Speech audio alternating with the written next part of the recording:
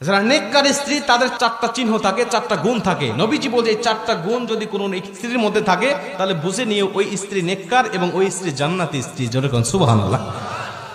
দেখেন তো আপনার স্ত্রীর মধ্যে মেলে কিনা এই চারটা গুণের কয়টা গুণ আপনার স্ত্রীর মধ্যে আছে। মা বোনেরা আপনারা একটু মিলান নিজের সাথে, যে চারটা চিহ্ন বা চারটা গুণ এর মধ্যে আমার কয়টা আছে আর কয়টা নাই। যেটা নাই সেটা আপনি আমল করার চেষ্টা করেন।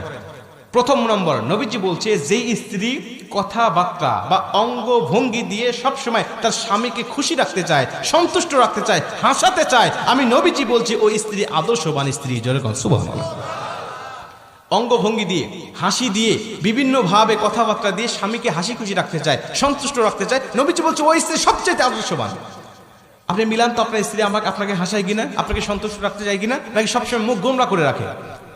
যদি হাসাতে চায় বা আপনাকে সন্তুষ্ট রাখতে চায় বুঝে নিয়ে নবীজির ভাষা অনুযায়ী ওই স্ত্রী আদর্শবান। 2 নম্বরে নবীজি বলছে তুমি যখন বাহির থেকে আসবে তখন তোমার স্ত্রী সংসারের কাজগুলোকে সামান্য সময়ের জন্য স্থগিত করে তোমাকে সময় দেয় কিনা। আদর্শবান স্ত্রী সাময়িক সময়ের জন্য সংসারের কাজগুলোকে স্থগিত রেখে বা একটু স্টপ রেখে তখন স্বামীকে সঙ্গ দিবে। বাইরে থেকে আসছে জুতাটা খুলে দিবে, জামাটা খুলে আলনার উপর রেখে দিবে, এরপরে কি লাগবে গামছা মুখ ধুয়ে আসছে ওয়াশরুম থেকে টাওয়ালটা আগায়া দিবে, তার কি দরকার এদিকে সে মনোনিবেশ করবে। নবীজি বলছে যখন আদর্শবান স্ত্রী এটা করবে আল্লাহ পাক তখন ওই স্বামীর মধ্যে স্ত্রীর জন্য মোহাব্বত ঢেলে দিবে। জোরে কোন সুবহানাল্লাহ।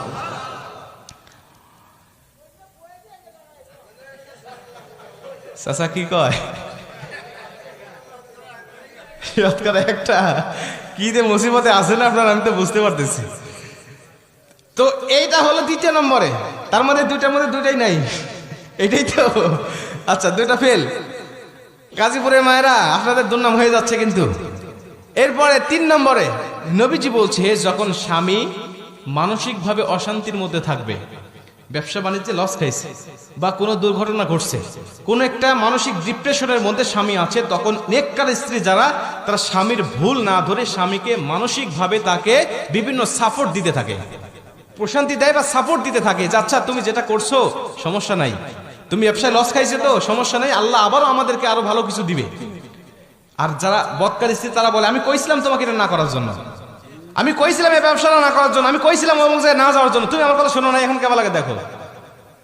এটা হলো বদকার স্ত্রীর কথা। নেককার স্ত্রীর কথা আচ্ছা তুমি যেটা করেছো এটা তো আল্লাহর তরফ থেকে হয়েছে, আল্লাহ তো বলেছেন ওয়ালা সাউফা ইউতিকা রাব্বুকা ফাতারদা, অচিরেই তোমার রব এমন কিছু দিবে যা দেখে তুমি সন্তুষ্ট হয়ে যাবে, অতএব মন খারাপ করো না, আল্লাহ এর থেকে আমাদের জন্য ভালো কিছু রেখে দিয়েছে। যেরকম সুবহানাল্লাহ।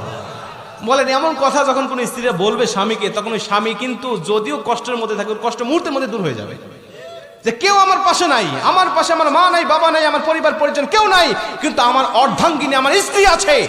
আর একজন স্ত্রী যদি তার মানসিকভাবে শারীরিকভাবে যদি সাপোর্ট দেয়, এর থেকে বড় সাপোর্ট একটা পুরুষের জন্য আর কিছু হতে পারে না। কথা বলে ঠিক কিনা? মা বোনদেরকে বলতে চাই একটু মনোযোগ দেন আমার আলোচনার প্রতি। এটা হলো 3 নম্বরে যে তাকে শারীরিকভাবে মানসিকভাবে তাকে প্রশান্তি দিবে। 4 নম্বরে নেককার স্ত্রী গুণ হলো নবীজি বলছে তার স্বামী যখন কোনো বৈধ কাজের আদেশ দিবে তখন স্ত্রী সর্বাত্মক চেষ্টা করবে ওই বৈধ কাজটা পালন করার জন্য। যে কোনো আদেশ যদি বৈধ হয়, এখন যদি কোন যে তোকে চল সিনেমায় নিয়ে যাবো সিনেমা দেখার জন্য, তখন নেককার স্ত্রী যাবে না।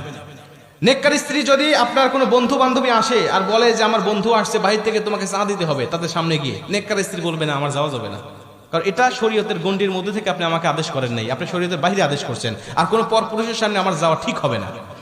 ঠিক হবে? কোনো আদর্শবান পুরুষ কখনো বন্ধুদের কাছে বা পর পুরুষের কাছে তার স্ত্রীকে পাঠাইতে পারে না।